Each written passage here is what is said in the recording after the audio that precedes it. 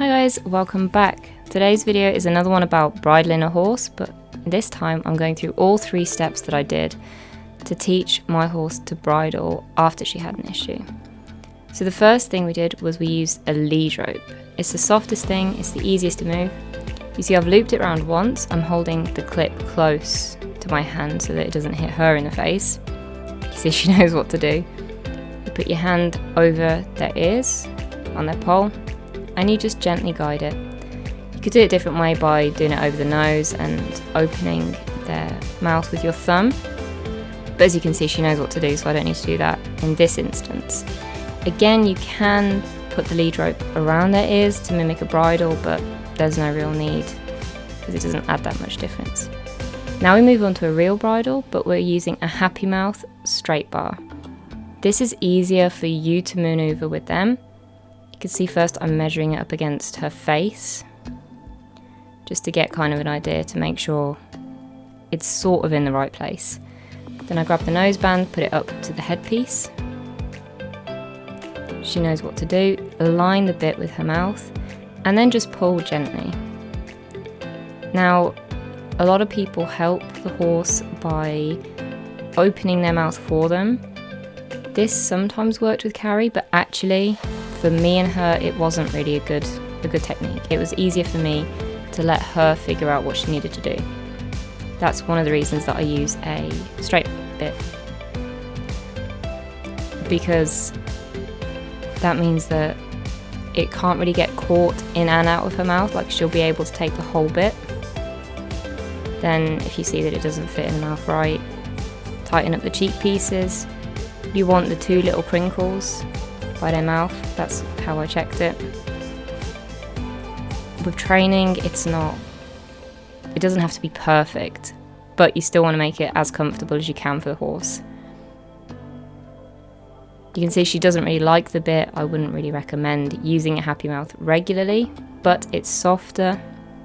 So when she feels it against her teeth at the beginning, so taking the bit and dropping the bit, it won't hurt her like a metal bit will.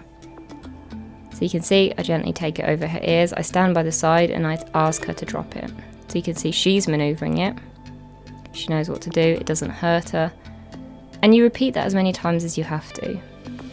The reason that I wanted to make this video is just to show a quicker version of how to do it. So we move on to her normal bit now, which is a sweet iron snaffle. And I know where the cheek pieces need to be, so I know it will fit. Again, hold the noseband up so you can just focus on the bit. You can see it's a bit more fiddly. Try not to get the throat latch caught. I line it up and then I ask her to take it. Now she's being a bit more difficult this time. We haven't worked for a while, but Donkey's also not being the most helpful. So there's no pressure to rush with him. She's not really happy because he's getting too close. If your horse rejects it, try not to worry too much. Just persevere as best as you can, but make sure they're not stressed. You can see she's completely loose. Just asking her to back up there to move away from Donkey. You see she's completely loose. She's free to leave if she wants to leave, but this isn't stressful, so she's just figuring it out. She's also being a bit difficult. It's fine. Again, I line it up. You can check to make sure it's by the actual, like, in between the teeth, because sometimes when she maneuvers it, she'll push it down and it will end up more like by her gum line of her lower teeth. She's not happy again because of Donkey. So try and do it where you have plenty of space and not another animal that's going to interfere too much. What I just did there was just loosen up the mouth a little bit by putting my finger in the corner, and then we start again. Be prepared that if you are teaching a horse to bridle that has had problems in the past, it will take a while to actually get them through each of the steps. So it's okay if they're struggling a little bit to process the information, but they will get there. This for me is the easiest because having my hand over her head gives me more control and stops her throwing her head up to avoid the bit. And she figures it out, and you can see she's not stressed at all once the bit's in her mouth. In fact, she seems a lot happier with it than she did with the Happy Mouth because it's a lot thinner.